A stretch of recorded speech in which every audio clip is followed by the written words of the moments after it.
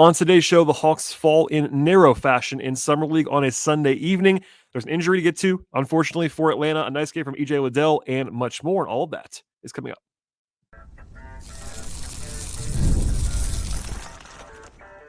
You are Locked On Hawks, your daily Atlanta Hawks podcast.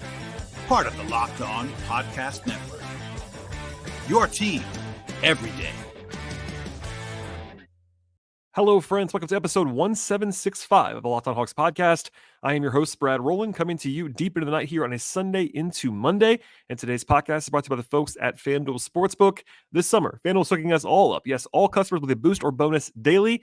Something for everyone, every day, all summer long. And the place to go is FanDuel.com to get started. Also, want to tell you at the top of the podcast to make us your first listen each and every day here at Locked On Hawks. Please subscribe to the podcast on Apple, on Spotify, on Overcast. Also, we're on YouTube on the video side. So if you're watching this podcast there, please like this episode as well as subscribing to the podcast on that platform and setting your alerts to be notified when we actually have a new podcast up. At the top of the show, I do have to say, this is the 8-year anniversary of the first episode of this podcast. I recorded on Sunday, July 14th. It's been a long time. Lots of episodes. This is, again, 1765, so that's a lot of me talking. But my first episode came during Summer League, ironically, 8 years ago from a hotel room in Las Vegas, a Summer League team of the Hawks that featured guys like Eddie Tavares and Isaiah Cordinier and DeAndre Bembry and Torian Prince, etc. Also, it was 2 weeks after the Hawks signed Dwight Howard, so a lot has changed since then, but I appreciate everybody listening. I know a handful of you might have listened to every single show. That'd be pretty crazy, but I appreciate all the support and a fun little commemoration on this anniversary of the podcast. But with that out of the way, plenty to get to on the show today, including, and I would think especially, and we'll focus heavily on a 79-76 loss for the Hawks in Las Vegas, a game I was at. It was the most Summer League game of the year, basically. I watched a lot of basketball in the last 3 days out in Las Vegas, and this is probably the most on-brand Summer League game. It was sloppy. It was low scoring. It was competitive. Guys were playing hard the entire way. There was some good defensive moments. It was not the most well-played game in the world, but certainly it was close. That kind of added to it. Only a handful of teams all weekend so far through 3 full days in Las Vegas have scored in the 70s, and both these teams did. In fact, the Hawks probably should have set a new Vegas low in scoring. The previous low was 74 points by the Pelicans on Friday. The Hawks had below that until like the final seconds. There was some fouls and some garbage time stuff to get over that line. But this is not a high scoring game, to be sure. It was definitely defense focused, not the great offense that you might imagine in this spot. But anyway, big picture, as always, with regard to Summer League, the score doesn't matter that much. The Hawks had an injury that we'll get to in a second with Nikola Djurisic. I thought Risacher showed some signs, and that's kind of all you were looking for as the main thing. A big game from EJ Liddell in this spot, the newly acquired bench guy from the Pelicans trade, of the Murray trade. He's on a guaranteed contract, former Ohio State standout. So he actually had a big game in this one. Mogay had some moments as well. So we'll get into kind of the individual stuff in a second, as we would later on in the podcast, kind of go player by player. But in the meantime, some observations throughout this one, and there is plenty to get to. So we'll go back to the top here. It was kind of a hilariously rough start, let's just say. The Hawks allowed a dunk on the opening tip and then had a shot clock violation on offense on the next possession. That was then followed by 3 consecutive turnovers to start the game on offense. So that speaks for itself. You want to actually get shots up rather than have them not get up at that point in time. In fact, the Hawks had 6 turnovers and only 3 shooting possessions in the first 3.5 minutes of this game. So 6 turnovers in 3.5 minutes is already rough. They did slow down on the turnover side a little bit along the way. That was nice to see, but it was certainly a plague in the opening minutes of this contest, setting the tone for the rest of the game. In fact, Atlanta was down as many as 11 points in the early going, and if not for that rough start, they probably won this game, but that actually kind of plagued them throughout this game. I don't think they actually ran a single thing for Risacher offensively before the first timeout in the middle of the first quarter, which I didn't love necessarily. They did come out of the stoppage of that timeout and run a play for him right away, because I'm sure someone on the bench was like, hey, probably time to involve the number 1 overall pick at some point in time. But after about 8 minutes of play, the Spurs had taken 14 shots, and the Hawks had taken 6 shots. So you're going to be in a tough spot if that's the case, given the rebounding and turnover issues at the outset. They really were not getting any kind of rim pressure most of the game, actually. Lots of jump shots for the Hawks. Settles a little bit worse in the first half than the second, but bad process, I think, at times offensively in this game. I should at least credit the Spurs. They played good defense along the way, as did the Hawks, I thought, but some of that was also just some bad summer league offense by all sides. Rotationally, there were not huge surprises, but something that was notable. So the number one thing here is that Nikola Djurisic, the Hawks' second-round pick they like quite a bit, hobbled to the locker room late in the first quarter of the game with what the Hawks later ruled him out with a left foot injury. That's all we know is it's left foot. They didn't say it was an ankle or what kind of foot injury it is, but he was in a walking boot after the game. Ronald Norwood, the Hawks summer league coach, was actually asked about that. He didn't really give an answer. There's no formal update. It would not surprise me if he's done for the week. I would just say that now. If he played again, I wouldn't be shocked either. I couldn't really tell when it happened or how it happened or anything like that, but he did suffer that foot injury. He was ruled out for 7 minutes of the game. So obviously he didn't play that well, I didn't think, on Friday. But he's one of the guys that Hawks fans, I'm sure, are watching closely this week. So that took a little bit of luster out of things, especially with Kobe Buffkin already out. So two of the more prominent backcourt players on this summer league team are now out, at least for this game. Kobe's out for the whole week, and maybe Jurisic will join him along the way. Even before that, though, the Hawks actually had Keaton Wallace as the first sub along with EJ Liddell. Wallace, if you missed it on the show on Friday, agreed to a two-way contract from the Hawks. The Hawks, to this point, have not announced that yet. They don't really have to do that. That's when reported and confirmed, so that's going to be happening. But he didn't start this game. They stayed with the lineup of Risacher and Djurisic in the backcourt together. A lot was made of Risacher playing the two. He's really the 2 and 3 spots in the Hawks offense are really interchangeable, so I wouldn't make too much of that. But the Hawks have gone without a point guard a lot, and in general, it hasn't worked. I wonder if they would have changed this anyway. I was kind of surprised that they actually started Djurisic at point guard in this game. They've just been very visibly better with either Wallace or even Jarkel Joyner at the point guard spot in the first 2 games, but that's what happened in this game. Rotationally, I thought Wallace actually scored his first possession of the game. Liddell had a really big game, including a tip dunk later in the first quarter. He was very physical throughout this one. They did play a little bit with Wallace and Joyner together in a small backcourt, but most of those guys were kind of interchanged. In fact, yeah, I'm looking at it now. Wallace played 25 minutes, Joyner played 14 minutes. And that's basically, so they only overlapped a little bit. For the most part, they were just the point guards after Djurisic went down. They actually got Moses Wood on the court in this game. He was the first player outside of what the projected 9-man group was to actually appear in a game. And the Hawks actually gave a DNP to Miles Norris. Now, I referenced this on Friday, but my friend Glenn Willis of ATL on 29 was going crazy in a good way about Miles Norris's play on Friday. I thought he was actually quite good. This is not out of the ordinary. They were not benching Miles Norris. Usually there is a plan that the Hawks wouldn't tell us about ahead of time, but as to how they're going to kind of parse out minutes for some guys deeper down the roster, that's usually what happens there. So his DNP didn't shock me necessarily. Obviously, I think that he is clearly better than Moses Wood, but different roles, all that fun stuff. But Wood, if you missed it in the pre-summer league process, is a rookie actually coming out of Washington at the end of his college career, kind of a wing shooter, although he was 0 for 3 from the field in this game. And then again, I mentioned before, but Djurisic hobbled to the locker room, and then he was ruled out for the rest of the game. This is not about the game, but before we actually get to some more takeaways from second half, etc., Trae Young was courtside for this game in Las Vegas. I've gotten questions about this quite a bit in the last couple of weeks. Trae's kind of gone dark a little bit on social media. He's not really talked about the Hawks in particular on social. Trae, of course, has his another opportunity series of tweets that he does every single day, but he's not really talked much about the Hawks at all this summer, which has gotten a lot of attention. But the fact that A, he showed up to this one, which is notable. B, he did an interview on ESPN, talked pretty extensively about Risacher, calling him talented and smart and makes the right reads. Quote, he's going to be really good in this league, end quote. They've been texting back and forth according to what Trae said about Risacher. So obviously he's been talking to those guys. Djurisic, I think, revealed at some point that he's talked to Trae. So he's been involved. A reminder that social media, in particular for players, is not all that you would bank on there. And also Trae, not so subtly, wore a hat that said, I am ATL on it. So I'm sure that was maybe to damn things down a little bit. I've never worried about Trae not being vocal. Like, he's not that kind of guy necessarily. But I know people were asking about this. Maybe that slows down after this, after he makes the appearance, does the interview. He was obviously invested in the game, reacting. He was on the court a couple times, like kind of, doing courtside stuff. So there you go. He made an appearance, and hopefully that will close things down a little bit from there. All right, we'll have more coming up on my observations / takeaways. And at the end of the podcast, some player evaluations and some sound from EJ Liddell, as well as Ronald Norwood. But first, a word from our partners on today's podcast. Today's show is brought to you by FanDuel Sportsbook, and summertime means baseball, basketball, and much more. You can bet it all at FanDuel Sportsbook. FanDuel is America's #1 sportsbook, and this summer, they're hooking all of us up. Yes, all customers with a boost or a bonus daily. Something for everyone, every day, all summer long. Bet on all of your favorite players and teams with quick bets, live same-game parlays, exclusive props, and much more.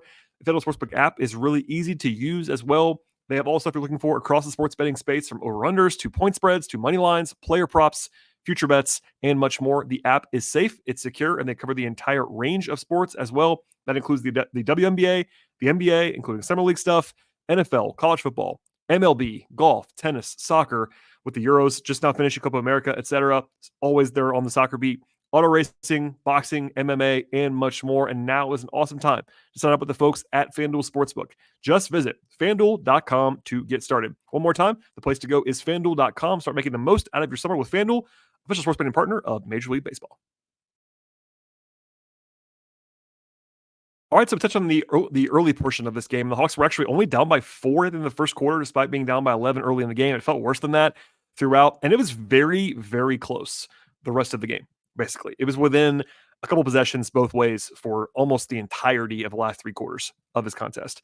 Risacher had this great stretch early in the second quarter where he actually buried a 3, and then he dropped a really nice lob dunk, nice lob for a dunk, I should say. And then he made a defender fall, and that caused an absolute explosion from the Hawks bench when he actually did that. He missed the shot, so it won't make the rounds the same, but that was a fun moment from him off the dribble.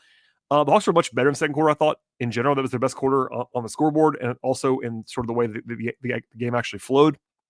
I thought Mo Gay calmed down a little bit, made a few threes in that quarter. They were better with a point guard on the floor, which I said before, but certainly worth remembering. And Liddell, I thought, calmed them down a little bit on both ends of the floor as a kind of more established, veteran-y kind of guy. Risacher had a couple buckets of the rim later in the first half. He's been looking very comfortable in that catch and finish kind of area. Also some duck-ins, some post-ups, and using that length to his advantage. Not the most physical guy yet. Obviously, he is quite lanky at this point, but using his size effectively, and just he's always moving, which I very much appreciate about his game. They were actually up by 1 at halftime, despite the early deficit. But again, it was close the entire way. In the second half, they started Wallace in place of Djurisic. No surprise there. It was pretty scattered in the third quarter, as it was most of the game. A couple of good passing moments from Risacher, I thought. Liddell defensively, a couple nice moments, including a couple blocks. I think he had 4 blocks in the game. Yes, he did. That was impressive. Jarkel Joyner had this very impressive defensive sequence in the third quarter where he drew a moving screen basically all on his own. It was an awesome defensive effort play. The Hawks bench loved that one, as well as Trey, actually. He reacted pretty visibly to that one. And then Joyner also blew up another play about a minute later. He got some praise from NORAD after the game just for his injection of defensive energy, which that was definitely evident in that sequence. They were down 1 going into the fourth quarter. They only lost the third quarter by 2 points, despite shooting the ball very poorly in the third. But it was really tight the entire way. They closed with Liddell and Wallace alongside Risacher, Dylan Windler, and Mo Gay. They had opportunities late, I will say. A couple offensive rebounds that did not lead to points necessarily. I thought Liddell actually had a nice power finish to get back within 2 at one point in time. Mo Gay had a couple of rough moments, but he did have a steal that led to a run out and a tie game with about a minute and a half to go in the fourth quarter. Liddell missed a little push shot. The Spurs did score probably the biggest single shot of the game. Gay got caught in space against a guard and gave up a step-back jump shot. Didn't really use his size very well on that play defensively, I didn't think, for Mo. It wasn't awful, but just wasn't the greatest possession in the world. That didn't end the game, though, because the Hawks were able to kind of scratch and claw. They were down 4 there late. Risacher seemed to hit his head, actually, in the final minute. He didn't talk after the game, but he stayed in the game, which is notable. Gay actually had a big offensive rebound, though, to his credit, to keep the game alive, because the Hawks were down by 4. Risacher missed a 3, and that would have been it if they didn't get the rebound, but he actually kicked it out to Wallace for a 3 to cut it down to 1. And I'll go quickly now. The Hawks were in scrambling mode, so they kind of had to foul or get a steal, and they did neither on the next play. Allowed a layup in transition.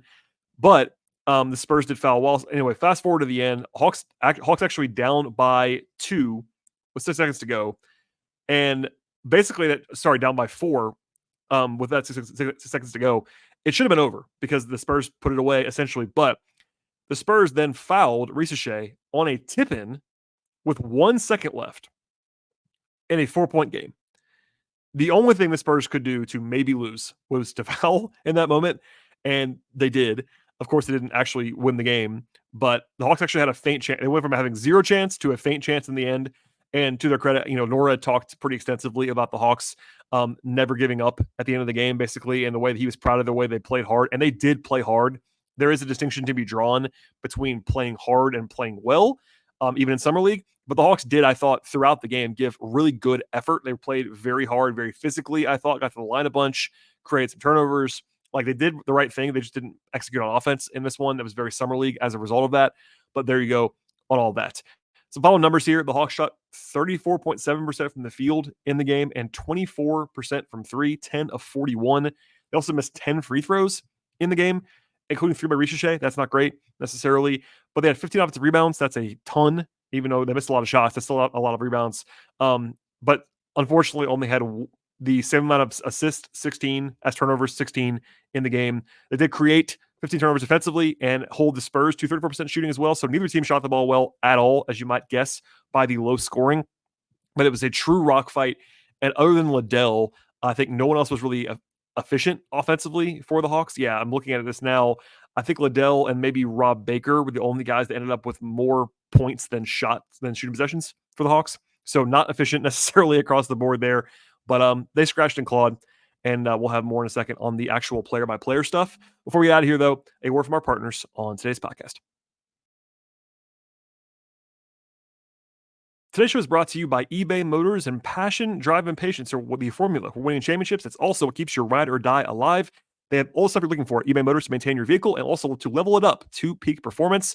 They have LED headlights, they have exhaust kits, they have roof racks, superchargers, and truly anything you're looking for your car, truck, SUV, etc. Whether you're into speed, power, or style, they have you covered across the board at eBay Motors. They have over 122 million parts for your number one ride or die, and you will always find what you're looking for. Exactly what you're looking for at eBay Motors. And with eBay Guaranteed Fit, your part is guaranteed to fit your ride the first time, every time, or your money's coming back to you, because with eBay Motors, you are burning rubber, but you are not, crucially, burning any cash. With all the parts that you need at the price that you're looking for, it is so easy to turn your car into the MVP that you are looking for and bring home that win that you are seeking. Keep your ride or die alive right now at ebaymotors.com. One more time, the place to go is ebaymotors.com. eBay Guaranteed Fit is available to U.S. customers. Eligible items only. Exclusions apply. All right, we'll do some player stuff now, and then we'll end with EJ Liddell, because I talked, not just me, we all talked to him after the game.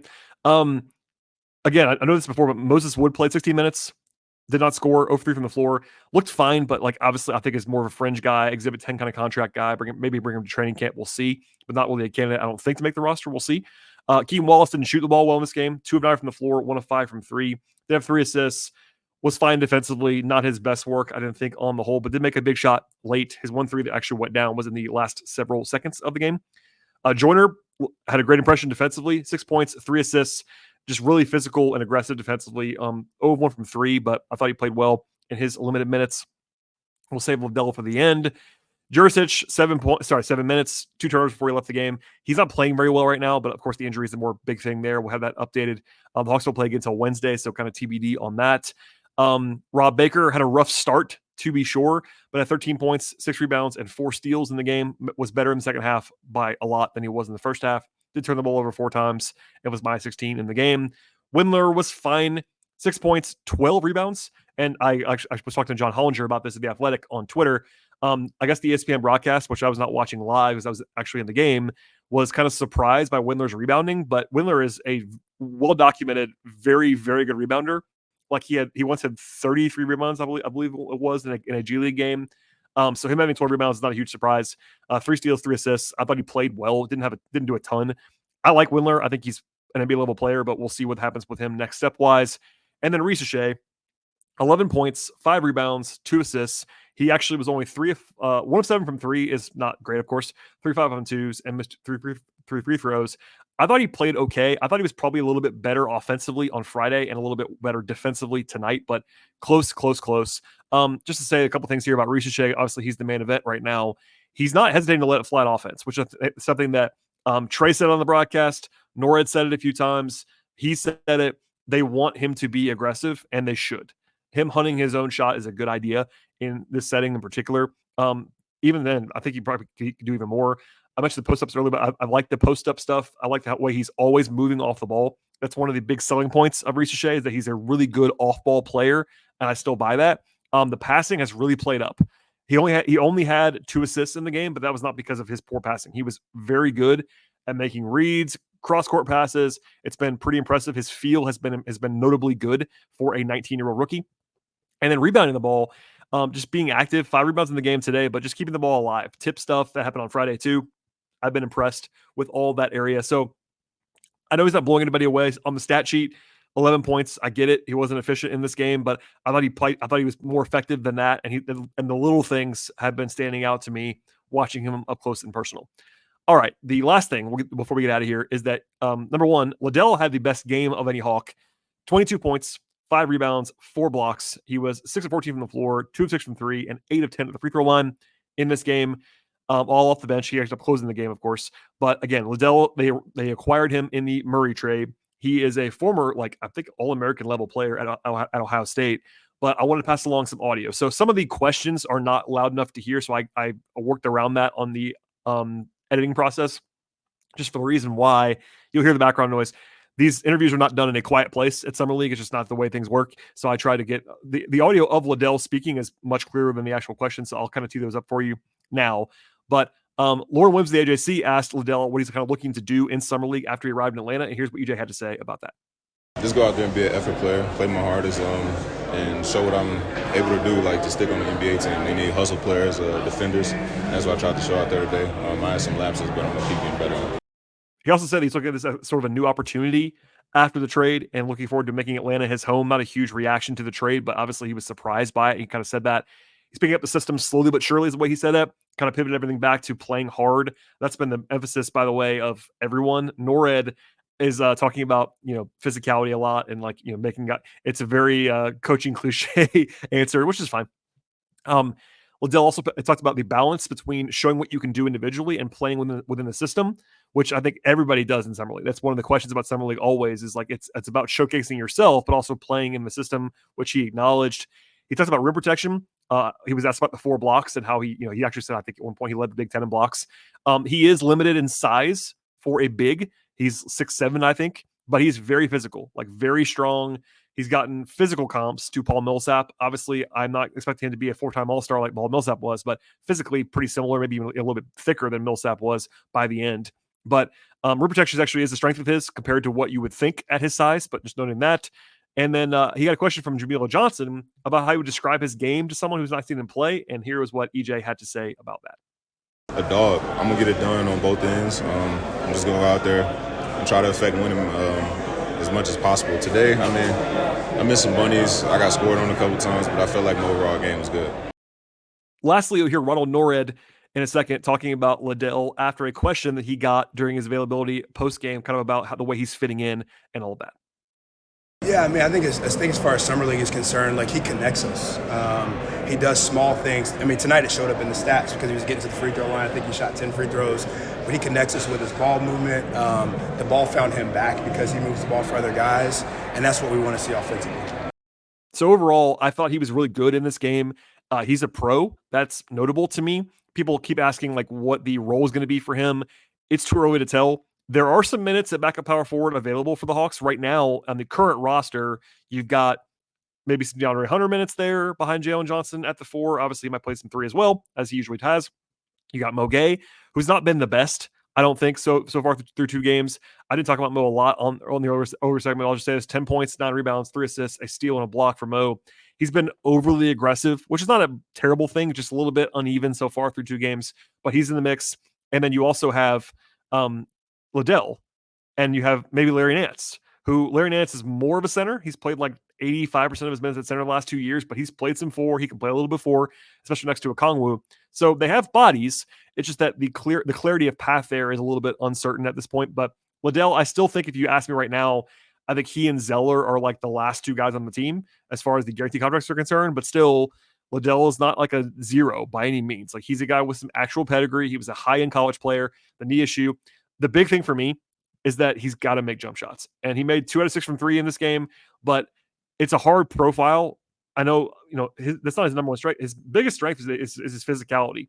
But in the NBA, with the way things work at this point in time at that position, he's got to have something else to go to offensively. And I think the 3-point shot is going to be pivotal for him. We'll see. But I do like him as a theoretical prospect. He's not super old. He is cheap.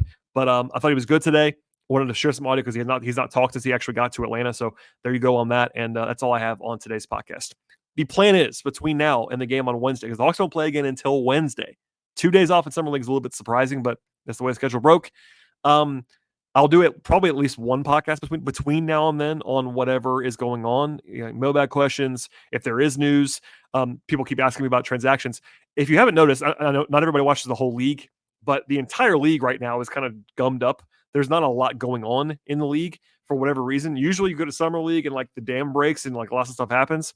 That hasn't happened so far. There's been some signings of like guys returning to their teams, but trade market is very cool right now. We'll see what happens on that. V got his contract. TBD. So if nothing happens, I'll probably have a mailbag kind of theoretical questions and answers episode. And if not, I'll do a show between now and the game on Wednesday. And then that'll be the last one I'm actually at in Las Vegas before I have to travel home. But stay tuned for that. And they play again on Friday. I'll be at home for that one, but I'll be watching intently as I always would. Please subscribe to this podcast anywhere you might find podcasts. If you're watching on YouTube, please like this episode as well as subscribing and enabling notifications with that little bell, tell you when the show is going to be there as well. Please leave 5-star ratings and reviews on audio platforms like Apple and Spotify. Please follow the show on Twitter/X at Locked On Hawks. Follow me there at BT Rowland. I also write about the Hawks, share some audio, extra stuff at patreon.com/BT Rowland. I hope everybody's going to enjoying their weekend as you're listening to this podcast going into Monday. Hopefully you have a good week. I'll be back in the next couple days. Stay tuned and we'll see you all next time.